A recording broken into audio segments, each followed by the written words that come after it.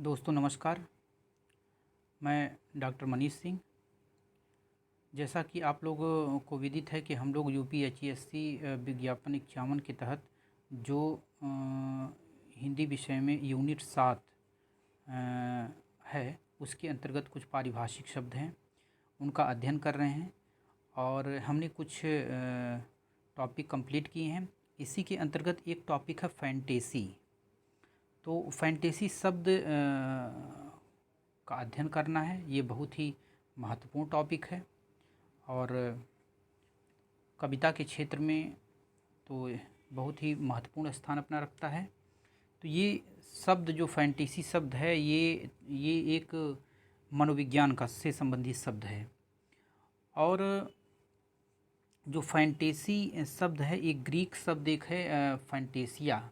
इस शब्द से जो है इसकी उत्पत्ति हुई है। और इसका जो ग्रीक फैंटेसिया है, इसका अर्थ क्या, एब्स्ट्रैक्ट मतलब अमूर्त होता है। यानी अमूर्त का मतलब यहाँ यह होता है कि अवास्तव में जो है, अवास्तविक, यानी जो मूर्त या अवास्तविक को मूर्त या दृश्य बनाना। मतलब जो अवास्तव का मतलब है जो वास्तव में नहीं है। तो जैसे हम लोग हैरी पॉटर की जो फिल्में देखते हैं, वो क्या है, जो है एक फैंटेसी है। ठीक। और ये कुछ व्याख्यान शुरू करने से पहले हम लोग कुछ बेसिक चीज़ों पर बात कर लेते हैं कि मतलब जो इसका संबंध होता है स्वप्न और अवचेतन मन में घटित होने वाली जो घटनाएं हैं, बेतरतीब बिंबावलियाँ जो हैं, उसका संबंध क्या है कि मतलब बिंबावलियों से मतलब बिंबों की श्रृंखला जो मन में आती हैं, अवचेतन मन में आती हैं, वही जो है फैंटेसी के रूप में आती हैं। और इसका उपयोग मतलब वो जो है काव्य या साहित्य में एक टेक्निक के रूप में हुआ है। टेक्निक से यहाँ तात्पर्य क्या है, मतलब लंबी कविताएं जो होती हैं उनमें काफ़ी इसका प्रयोग हुआ है। जैसे कैनवास की जो व्यापकता है उसको समेटने के लिए या गति को त्वरा उत्पन्न करने के लिए फैंटेसी का प्रयोग होता है। फैंटेसी बिखरे असंबद्ध चित्रों को एक सूत्र में पिरो देती है। जो जो विचार आते हैं, असंबद्ध सूत्र हैं, उसको एक सूत्र में पिरोने का कार्य करती है। और जो मन के लोक में कुछ चलता है उसे आभासिक रूप जो है ये देने का इसमें प्रयास किया जाता है। चलिए अब फैंटेसी हम लोग शुरू करते हैं, देखते हैं क्या है आगे। बेसिक कुछ था हमारे मन में तो हमने बताने का प्रयास किया। चलिए देखते हैं। फैंटेसी शब्द की उत्पत्ति ग्रीक शब्द फैंटेसिया से हुई है, जिसका अर्थ है अवास्तव या अमूर्त को दृश्य बनाना। अवास्तव से तात्पर्य यहाँ क्या है कि जो वास्तव में है ही नहीं, जो वास्तव में है ही नहीं उसको क्या है कि मूर्त रूप बनाना। जैसे हैरी पॉटर की कहानियाँ हम लोग पढ़ते हैं ना, उसको देखिए। विश्व साहित्य कोश में फैंटेसी को पारिभाषित करते हुए कहा गया है कि फैंटेसी की क्रियाशीलता में ऐसे वातावरण या चरित्र उपस्थित होते हैं जो मनुष्य जीवन की सामान्य परिस्थितियों से में असंभव माने जाते हैं। तो ऐसे चरित्र, ऐसे मनुष्य उपस्थित होते हैं जो सामान्य परिस्थितियों में असंभव माने जाते हैं। फैंटेसी में भौतिक शास्त्र के नियमों की सीमा छूट जाती है और पशु और मानव जीवन का अंतर मिट जाता है। मनुष्य स्वभाव की आधारशिला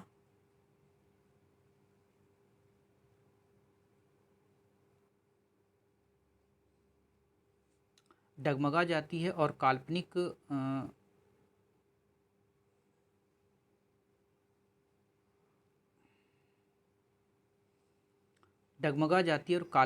जीव समस्त काल्पनिक मूल्यों को अव्यवस्थित कर देते हैं और विचित्र और अमानवीय तत्वों से युक्त प्रत्येक कार्य फैंटेसी की सीमा में नहीं आता है। उसमें आज के संभावित या परिचित इतिहास से अलग कुछ ऐतिहासिक तत्व हो सकता है, किंतु यदि वह यथार्थता पर आधारित है तो फैंटेसी में नहीं गिना जाएगा। यदि उसमें एक ऐसे धार्मिक विश्वास है जो फैंटेसी के निर्मित काल में स्वीकृत थे या ऐसे रहस्यमय तत्वों से युक्त हैं जो एबनॉर्मल मनोविज्ञान के विद्यार्थियों के लिए यथार्थ है, वह फैंटेसी की संज्ञा नहीं प्राप्त कर सकता।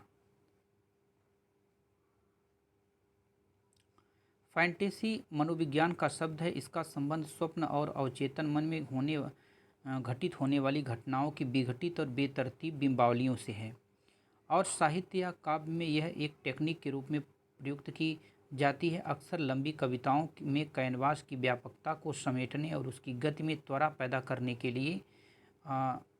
लिए रचनाकार फैंटेसी का सहारा लेता है। जैसा कि हम लोग पहले ही इसके बारे में चर्चा कर लिए हैं, फैंटेसी यथार्थ के बिखरे हुए असंबद्ध चित्र को एक सूत्र में पिरोने की एक ऐसी प्रक्रिया है जिसे रचनाकार अपने मनोलोक में स्वप्नों, दिवास्वप्नों और भावचित्रों के सहारे मूर्त रूप देकर उसे एक आभासित यथार्थ का रूप देता है।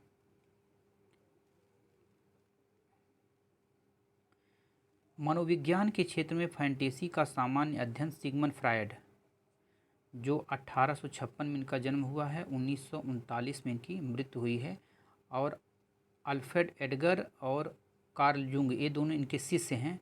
1870 में इनका जन्म हुआ है, 1937 में मृत्यु हुई है, और 1875 में इनका जन्म 1961 में। तो जैसे विचारकों ने किया है, सिगमंड फ्रायड ने स्वप्नों के गंभीर अध्ययन द्वारा और पहल यह विषय पर पर्याप्त प्रकाश डाला कि फैंटेसी और विचारों के संबंध को स्पष्ट किया। सिगमंड फ्रायड ने सबसे पहले जो है फैंटेसी में विचारों के संबंध को स्पष्ट किया। कवि और दिवास्वप्न विषय पर अपने लेख में फ्रायड ने कहा कि अतृप्त इच्छाएं फैंटेसी की प्रेरक शक्तियां हैं तथा दिवास्वप्नों की ओर इंगित करते हुए कि कवि दिवास्वप्न को जो कलात्मक रूप प्रदान करता है वह भी इन्हीं अतृप्त इच्छाओं का ही परिणाम है।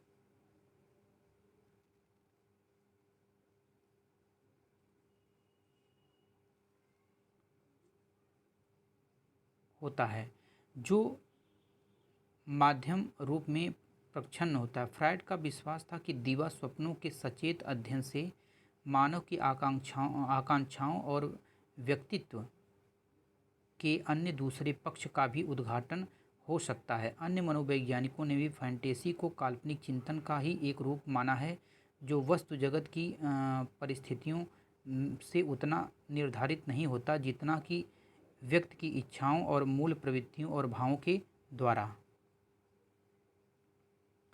फ्रायड के शिष्य एडगर जुंग ने फैंटेसी के बारे में काफ़ी चिंतन किया है। कार्ल जुंग फैंटेसी को मुक्त साहचर्य मानते हैं। तो मुक्त साहचर्य से इन्होंने कहा है कि जैसे मन जो होता है चिंतन के दबाव से जो है मुक्त साहचर्य, और अवरोधहीन असंगत बिंबों का जो है समुच्चय हो।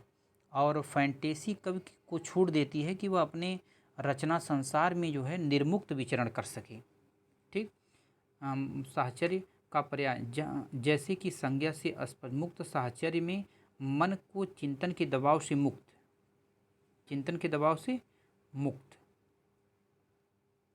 रखा जाता है, और इस प्रकार वह अवरोधहीन असंगत बिंबों का समुच्चय होता है। जब चिंतन के दबाव से मुक्त हो जाएगा तो वह अवरोधहीन और असंगत बिंबों का समुच्चय हो जाएगा। इसके विपरीत अभिप्रेरित चिंतन, डायरेक्टेड फीलिंग पर विवेक का दबाव होता है जो उसे एक निश्चित दिशा में चलने को बाध्य करता है। मनोविश्लेषण शास्त्र के अध्ययन से सबसे महत्वपूर्ण तथ्य यह प्रस्तुत किया कि कविता का जन्म प्रकृति और मनुष्य की जीवन इच्छा के बीच स्थित अंतर्विरोध से होता है। कविता का जन्म प्रकृति और मनुष्य की इच्छा के बीच जो अंतर्विरोध है, मनुष्य और प्रकृति और मनुष्य की जीवन इच्छा अंतर्विरोध से हो। दूसरे शब्दों में कविता मनुष्य की मूल प्रवृत्तियों और अनुभवों के तनाव का परिणाम है। कविता मनुष्य की मूल प्रवृत्तियों और अनुभवों के तनाव का परिणाम है। यह तनाव कवि को फैंटेसी की एक ऐसी काल्पनिक दुनिया बनाने के लिए विवश करता है जो वास्तविक दुनिया से एक निश्चित और सक्रिय संबंध रखता है। इस तरह फैंटेसी का अर्थ केवल कल्पना नहीं है। जैसे कल्पना और फैंटेसी में कुछ अंतर होता है, तो उसको जानना बहुत आवश्यक है। तो जैसे फैंटेसी का संबंध क्या होता है, ये मतलब ये मस्तिष्क, इसका संबंध मस्तिष्क से होता है। और ये जो है फैंटेसी है, ये निर्जीव यांत्रिक होती है। और कल्पना का संबंध जो होता है आत्मा और मन दोनों से होता है। और ये जो है सजीव और आत्मिक होती है। ये अंतर हम लोगों को ध्यान में रखना है कि कल्पना का संबंध जो होता है आत्मा और मन दोनों से होता है और सजीव और आत्मिक होती है। और कुछ अंतर करने पर पता चलता है कि फैंटेसी स्मृति का एक ढंग है। क्या है? स्मृति का एक ढंग है जिसमें स्थान समय का कुछ भी नहीं पता नहीं होता है। और कल्पना क्या है? बहिर्जगत और अंतर जगत का संयोजन होता है, जिसमें बहिर्जगत से यहाँ तात्पर्य क्या है कि पदार्थ, अंतर जगत से तात्पर्य यहाँ होता है चेतना। और मतलब कल्पना पदार्थों और वस्तुओं में चेतना का संचार करती है। और कल्पना वह माध्यम है जिसके माध्यम से मनुष्य जगत का प्रत्यक्षीकरण करता है। तो ये कल्पना और फैंटेसी में कुछ अंतर था, इसको हमने देखा। और आगे फिर बढ़ते हैं। तो इस तरह से फैंटेसी का अर्थ केवल कल्पना नहीं है, वरन इसका एक निश्चित भौतिक आधार होता है जहाँ वह जन्म लेती है और उसी पर प्रभाव भी डालती है। फैंटेसी में रचनाकार को कल्पना के माध्यम से रचना संसार में विचरण करने की पूरी छूट होती है। देखिए, कल्पना के माध्यम से रचना संसार में पूरी छूट होती है। फैंटेसी में यथार्थ कुछ इस ढंग से प्रस्तुत किया जाता है कि वह एक विस्मय उपस्थित करता है। जैसे हैरी पॉटर की जो कहानियाँ हैं, देखिए कई पार्ट में आई है, उसको बहुत ज़्यादा लोगों ने देखा। तो उसमें एक विस्मय छिपा रहता है जिससे आगे जानने की इच्छा उत्पन्न होती रहती है। पाठकों को विचारों में डूबते उतराने की स्थिति में ला देता है।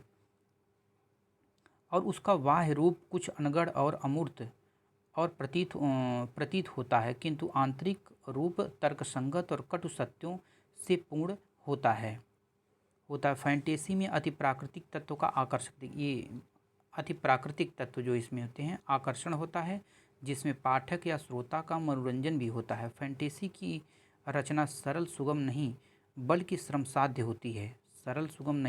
श्रमसाध्य बहुत कठिन होती है। इसमें असाधारण वैकल्पिक कौशल की आवश्यकता होती है।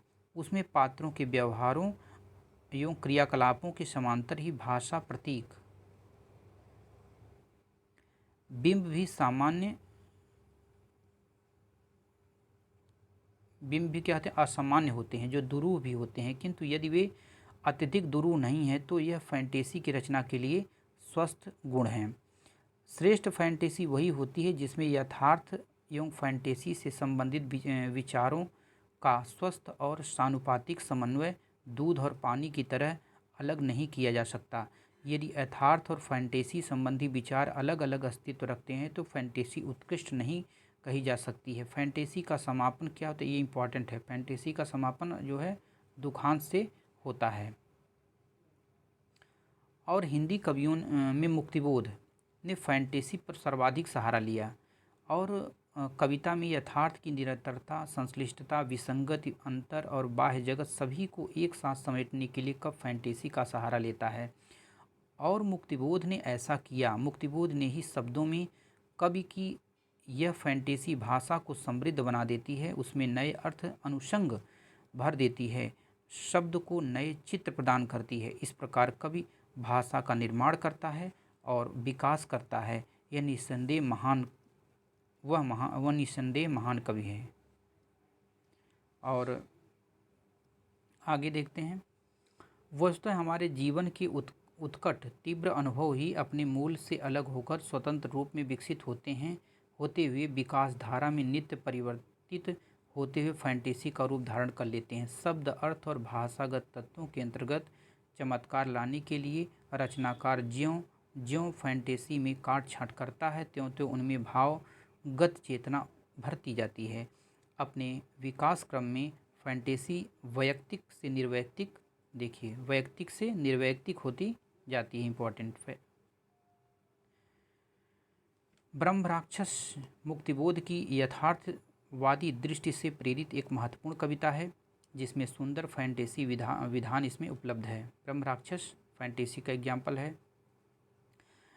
इस कविता में कवि कल्पना के माध्यम से एक अयथार्थ आदिम प्रतीक बावड़ी का निर्माण करता है, जो कि परित्यक्ता है, सूनी है, उसके चारों ओर शाखाएं हैं, लाल फूल हैं, घुघुओं के घोंसले हैं, घटाटोप अंधकार है। यह चित्रण भयावह कथ्य के संप्रेषण की प्रतीकात्मक भूमिका है। सूनी बावड़ी के भीतर एक ब्रह्म राक्षस बैठा है,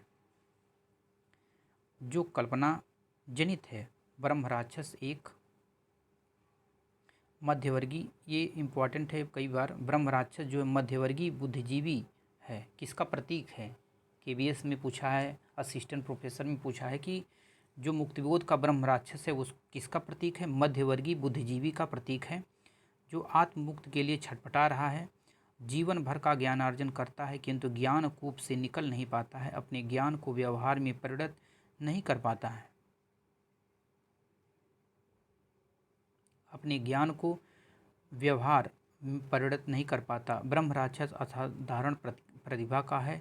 वह बेबीलोनी और वैदिक कथाएं, छंद, मंत्र, थ्योरम एवं प्रमेय, मार्क्स, एंगल्स और रसेल, हेडेगर, सार्त्र, गांधी आदि सभी के सिद्धांतों को स्पष्ट करने में समर्थ है। वह बावड़ी में अपना गणित जोड़ता घटाता मर जाता है। इसी फैंटेसी में एक ऐसे पात्र का निर्माण किया गया है जो मानव जीवन की सामान्य स्थितियों में नहीं पाया जाता, जहाँ पशु और मानव जीवन का अंतर मिट गया है, भौतिक शास्त्र की सीमाएं समाप्त हो गई हैं, और यह चित्रण बाह्य रूप में अमूर्त और असंगत भले ही प्रतीक हो, किंतु यह कटु सत्य है कि पिस गया